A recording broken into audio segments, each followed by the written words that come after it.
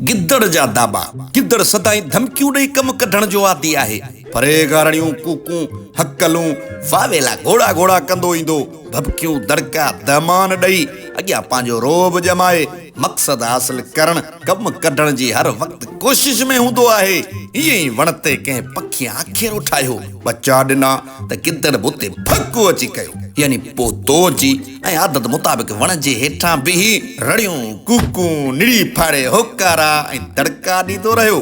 तड़े पखी पंहिंजा बचा हेठि उछला न त मां वण ते चढ़ी ईंदोसांइ। पोइ त खंभ न लभंदई खंभ खे।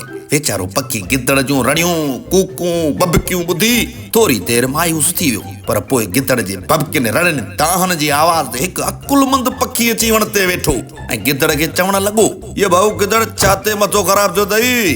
तूं वाक़ई जे एतिरो मोतबर दिलेर ऐं बहादुर आहीं त वण ते चढ़ी अच, पोइ हिन जा बचा ऐं पखीअ खे खाई छॾ। बाक़ी तोखे बचा उछलाए ॾियूं रुगो धड़कन जे आधार ते, दाबनि जे डप खां। सो ईअं न थींदो मुंहिंजा पिउ। जॾहिं गिद्दड़ ॾिठो त मूं वारियूं कूकूं दड़का दाबा सभु रहिगान विया। जिन दाबर सां मुंहिंजी रोज़ी हलंदी हुई से दाबा दूर थी विया। पूरे मुआशरे में इज़त बि वई त मुंहिंजो ख़ौफ़ बि ख़तम थी वियो। मुंहिंजो पटको त दूर थी वियो। पोइ गिद्दड़ पुछ छॾे इलाइक़ो छॾे जबल ॾांहुं हलियो वियो। उन खां बाद जॾहिं जॾहिं गिद्दड़ आदत मुताबिक़ दड़का रड़ियूं बबकियूं ऐं दाबा ॾींदो हो त सभु हुन ते टहक ॾेई खिलंदा हुआ त आयो अथई वरी कंहिं न कंहिंखे दड़का ॾेई हिर्स हासिल करण। गिद्दड़ हुजे या गिद्दड़ नुमा इंसान, उन लाइ पातर अशद ज़रूरी आहे। जिन त इहो बग़ैर महिनत जिदोजहद जी बग़ैर घणो कुझु हासिल करण जी हर वक़्तु कोशिश कंदो रहंदो।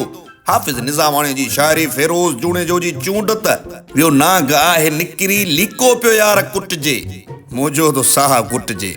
को एतिराम कोन्हे को इंतज़ाम कोन्हे, तुंहिंजे मुंहिंजे विच में अॻियूं इमाम कोन्हे।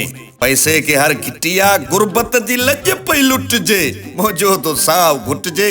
कानून कहिड़ो आहे मिसकीन भेड़ो आहे, ॾाढे जी लठ खे ॾह मथां इंसाफ़ अहिड़ो आहे।